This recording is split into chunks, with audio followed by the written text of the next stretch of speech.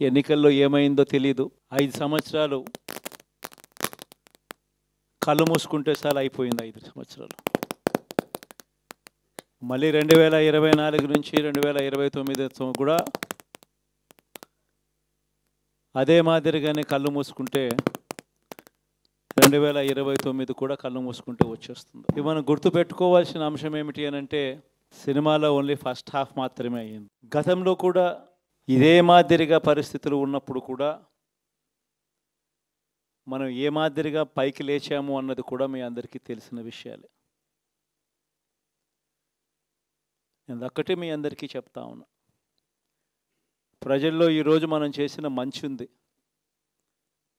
ఇంటింటికి మనం చేసిన మంచి ఇంకా బ్రతికే ఉంది. ప్రజల్లో ఈరోజు మనం చేసిన పాలన మీద విశ్వసనీయత అనే పదానికి అర్థం ఈ రోజుకి కూడా ప్రజల్లో ఉంది. గడప గడపకు మనం చేసిన మంచి ఇంకా ప్రజల్లో బతికే ఉంది. మరి ఇవన్నీ ఉన్నప్పుడు మళ్ళీ మనం లేయడం కూడా తథ్యం. కాకపోతే కొంచెం టైం పడుతుంది. ఆ టైం ఇవ్వాలి. ఆ టైం ఇచ్చినప్పుడు, అది జరిగినప్పుడు, పాపాలు పండినప్పుడు ఖచ్చితంగా మళ్ళీ మనం పైకి లేస్తాం. ఈ విషయం ప్రతి ఒక్కరం కూడా గుర్తుపెట్టుకోవాలి. ఎందుకు ఈ మాట కూడా చెప్తా ఉన్నానంటే, రాజకీయాలలో అన్నిటికన్నా ముఖ్యమైన అంశం క్యారెక్టర్, విలువలు, విశ్వసనీయత. ఈ పదాలకు అర్థం తెలిసి ఉండడం రాజకీయాలలో చాలా అవసరం.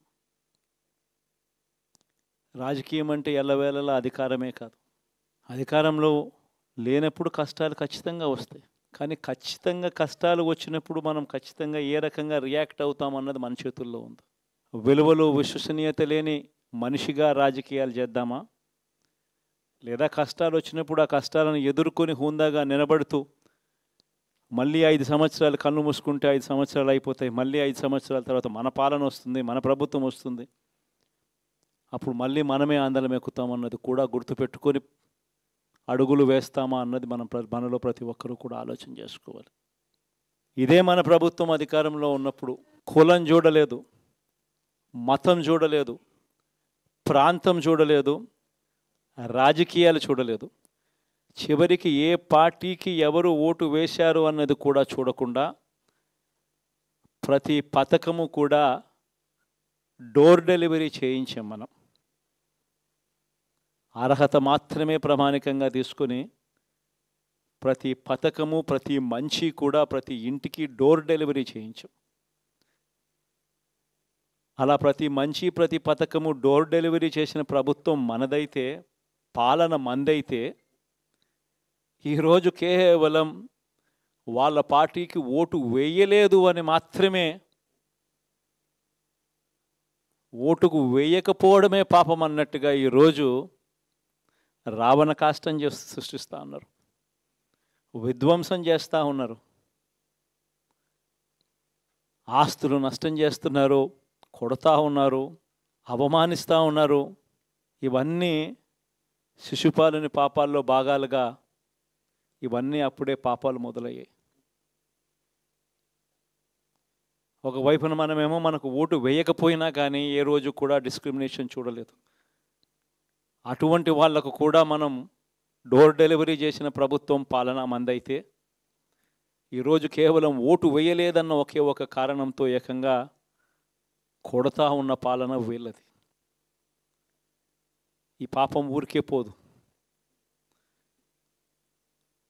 రెండవ పాపం చంద్రబాబుది కూడా అప్పుడే పండింది.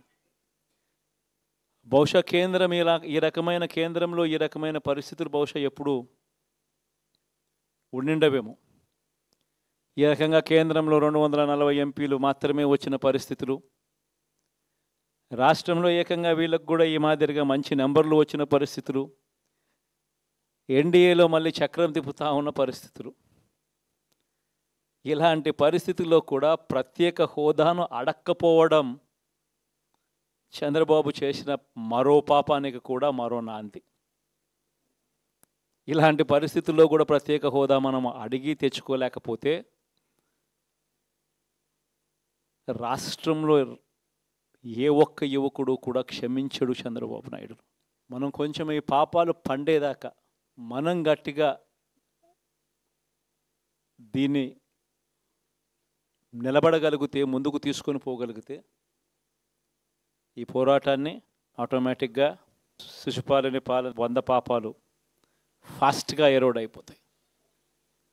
కాబట్టి ప్రతి ఒక్కరూ ఈ విషయాలన్నీ గుర్తుపెట్టుకోమని కోరుతాం. ఇవన్నీ బహుశా నేను చెప్పేటివన్నీ కూడా మీ అందరికీ కూడా తెలియనేటివి కాదు. కేవలం నేను మీ అందరికీ గుర్తు మాత్రమే చేస్తా ఉన్నా. కష్టాలు రావడం అన్నది సర్వసహజం. కష్టాలు ఇలా మనం ఎదుర్కొని నిలబడడం అన్నది మన చేతుల్లో ఉన్న అంశం అన్నది మాత్రం ఖచ్చితంగా ప్రతి ఒక్కరూ గుర్తుపెట్టుకోమని మీ అందరితో కూడా కోరుతా ఉన్నా.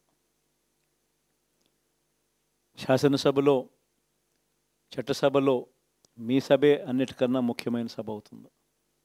ఓటు వేయలేదు అన్న ఒకే ఒక కారణంతో మనుషుల్నే కొడతా ఉన్న పరిస్థితుల్లో, మనుషుల్నే అవమానిస్తూ ఉన్న పరిస్థితుల్లో,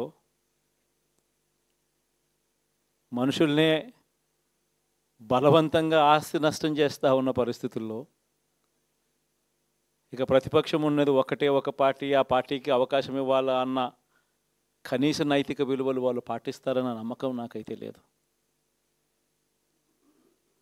కాబట్టి మీరు చేయాల్సిన పాత్ర గొప్పది, చాలా ఉంది అన్నది మాత్రం గుర్తుపెట్టుకోండి.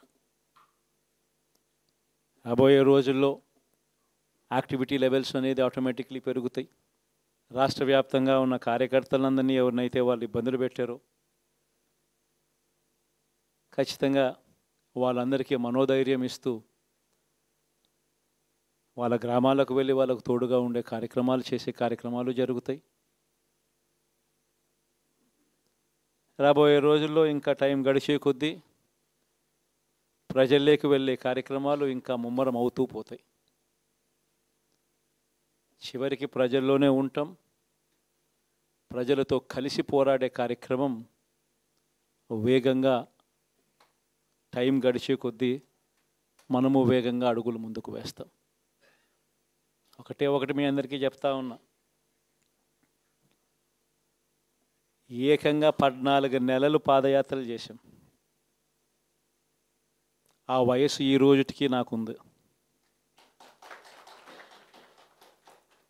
ఆ సత్తువ ఈ రోజుటికి నాకుంది.